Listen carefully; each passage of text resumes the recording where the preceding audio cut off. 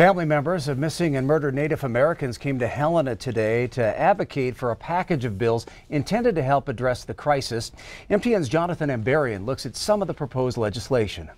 On Wednesday, people from around Montana gave emotional testimony about how they've been affected by what they call an epidemic of missing and murdered Indigenous people, many of them women and children. It's a crisis, and we're reaching out to you guys now, asking you guys for help.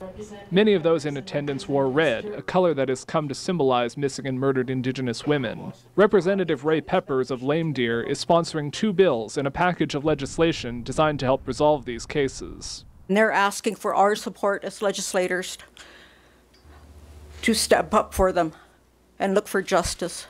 One of the proposals is House Bill 21, known as Hannah's Act. It would create a missing persons specialist in the Montana Department of Justice to work closely with other agencies on missing persons cases. The bill is named after Hannah Harris, a Lame Deer woman found murdered in 2013 after being missing for 5 days. Her mother, Melinda Harris Limberhand, was among those testifying for the bill. We need somebody to come in and help us out.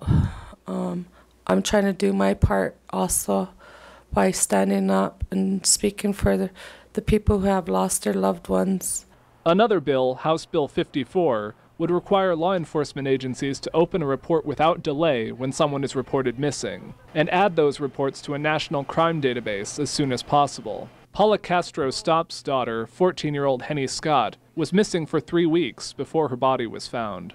If these limitations are put in place, I believe my daughter would have been found alive. After the hearing, more than 100 people gathered in the rotunda for a rally to highlight the issue of missing and murdered women. Family members then joined Governor Steve Bullock for a news conference. Those who came to testify say they'll do whatever they can to make sure this issue isn't forgotten. We are the voice, and we will not be silenced anymore. In Helena, Jonathan Ambarian, MTN News. The committee also heard a bill that would allow tribal court convictions for domestic violence to be counted as prior offenses for sentencing purposes. They did not take immediate action on any of the proposals.